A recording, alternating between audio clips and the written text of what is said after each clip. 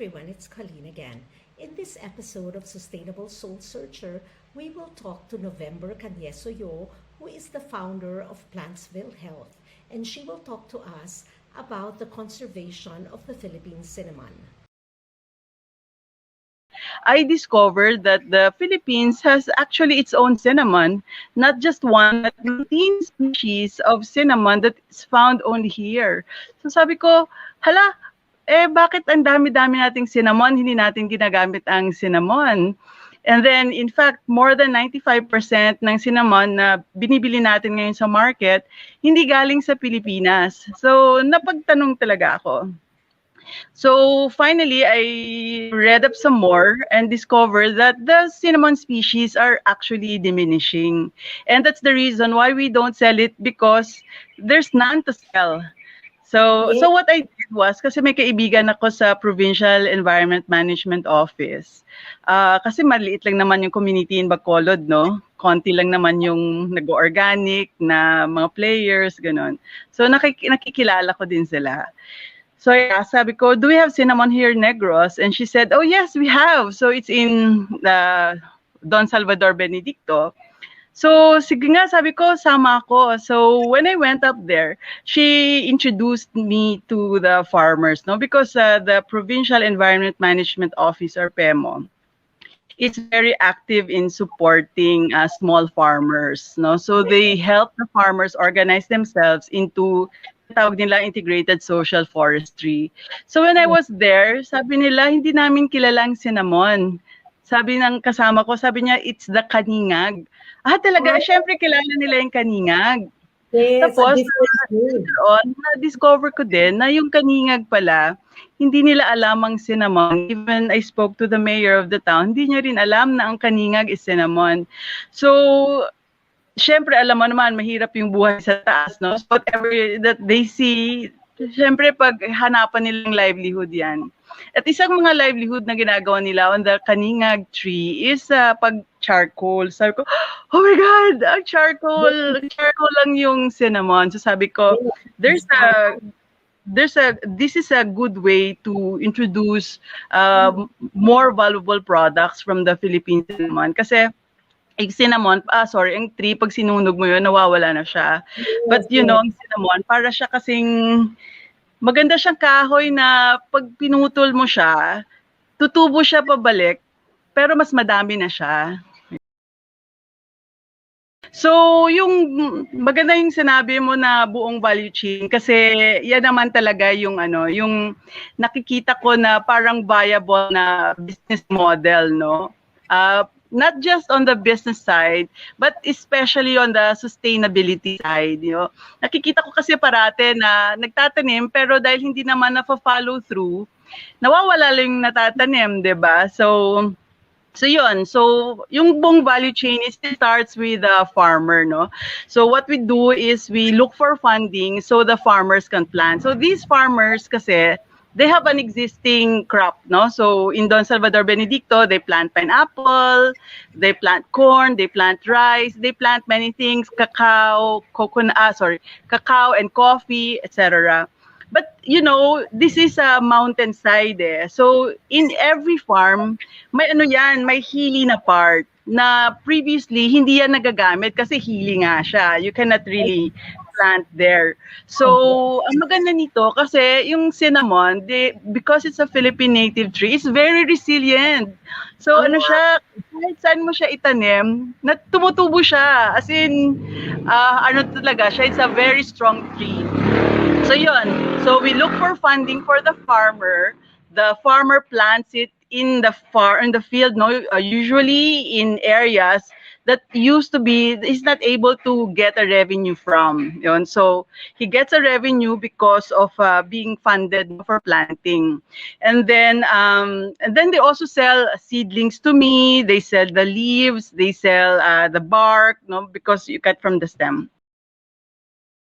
I also would like to mention that once you have, because we already have the essential oil and the aromatic water, we are now able to develop a whole line of products. No, 3 of the products that we have developed is one, it's the essential oil scented beeswax candle. So, gustong-gusto ko siya kasi alam mo naman pag beeswax, it's natural.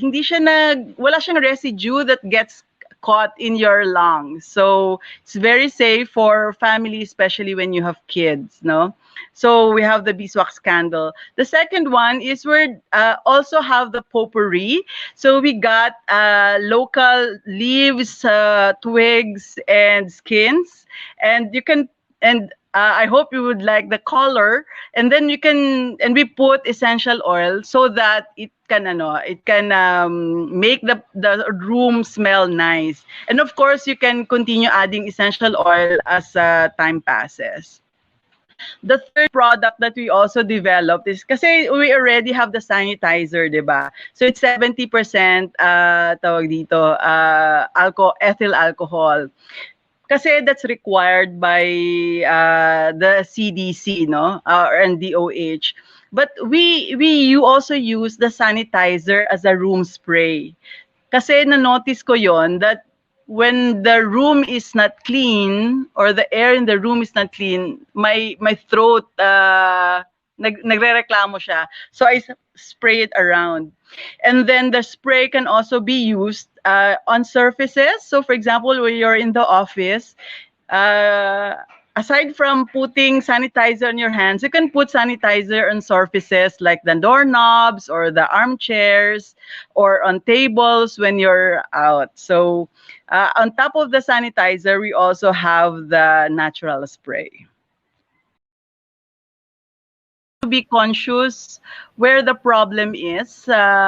Kasi ako, when I started, actually, hindi ko naman talaga naisip magnegosyo. Nakita ko lang na, una-una, the cinnamon is diminishing. It's such a pity that we have 19 endemic species and none of it, and they're diminishing. So sabi ko, it's so sad that the 19 species will disappear in the Philippines because it's our natural heritage.